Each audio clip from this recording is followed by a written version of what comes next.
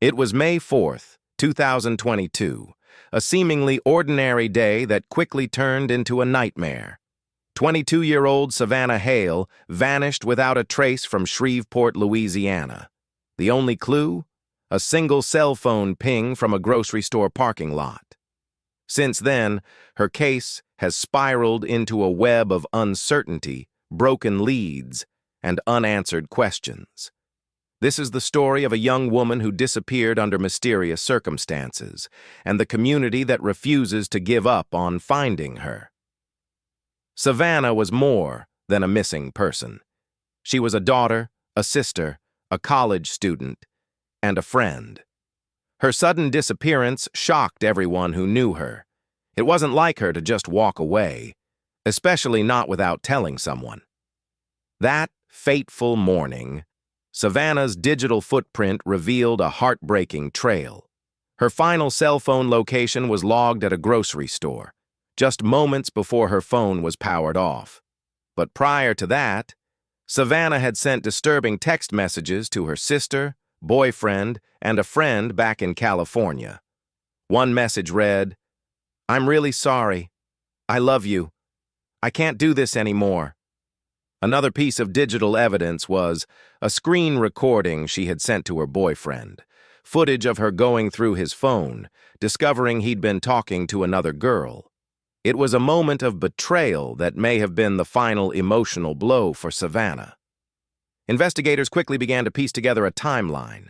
Savannah had been seen traveling between her home and a downtown parking garage multiple times that morning. Surveillance footage captured her at a nearby Chevron gas station.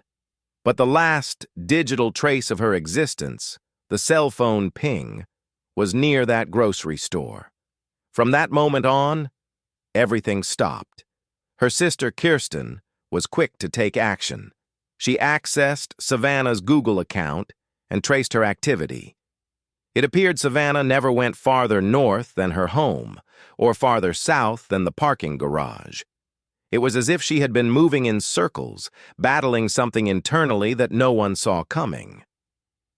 There were areas of interest throughout Shreveport and its surrounding regions. One location, Fatty Arbuckle's, was the last known place she was seen by the public. She had also worked at a nearby Target store, and investigators noted a brief ping in that area too. But searches conducted at over 20 sites yielded no trace of Savannah. Divers, sonar scans, drone footage, and foot searches were all deployed. On one occasion, a submerged truck was found in a body of water. For a moment, everyone thought Savannah had been found, but the vehicle was unrelated. Then came a chilling clue. The team investigating her disappearance discovered a new subdivision being developed near where Savannah's boyfriend's grandparents lived.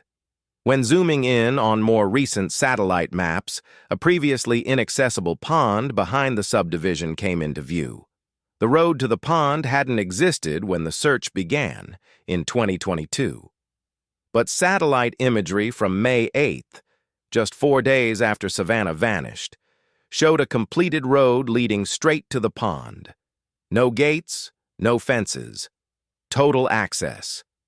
This revelation changed everything. Could Savannah have been taken there? Could she have gone there voluntarily? Was this where her story ended? But getting access to the pond wasn't simple. It now sat behind private property managed by Southwestern Power Company. The area had become part of a solar farm and security was tight. Red tape prevented the team from deploying sonar scans. Law enforcement required permits, approvals, and coordination with multiple agencies. Despite having sonar technology, drones, and the expertise to scan the water in under 30 minutes, the search team was stalled. They were stuck in bureaucratic limbo. But they didn't give up. Speculation grew. Could Savannah and her boyfriend have visited the area before? Was it a spot they dreamed of living in? The location was close to his grandparents' home, and the idea of walking distance had a romantic allure. Could an argument have led to a sudden and tragic decision? Savannah's story also echoed other cold cases. In Lakeland, Florida, Another woman had vanished in a similar area, a newly constructed neighborhood near a pond. In that case, access had once been impossible, until one small change in the landscape revealed the truth. Could the same be true here? The team eventually contacted law enforcement again. This time, they were told the sheriff's department needed to be involved. A warrant might be necessary to scan the area. But that required more waiting, more frustration. They considered alternatives. Could they fly a sonar device under a drone across the pond without trespassing? Could they scan from the air and avoid touching the ground? The legal lines were blurry. The desperation was real. Eventually, they tried a drone scan to determine the pond's depth. Could they visually detect anything from above? Was the water clear enough? Initial scans showed the pond never receded in depth, not even during dry months. That meant if a car or body was submerged, it might still be hidden there. Meanwhile, other nearby locations were explored. Access roads, old oil rig sites, secluded riverbanks, and even hidden trails were all checked. But nothing pointed directly to Savannah. They even reviewed environmental clues. Was grass broken? Were fences disturbed? Could tire tracks indicate entry into a body of water? None of it added up. Nothing was broken, nothing disturbed. It was as if no one had passed through these potential sites. And yet, the one place they couldn't reach, the one pond behind the new subdivision, remained the most promising lead. Savannah's disappearance remains one of the most frustrating cases for the team. Despite extensive searches, more than 8 separate trips, there has been no breakthrough.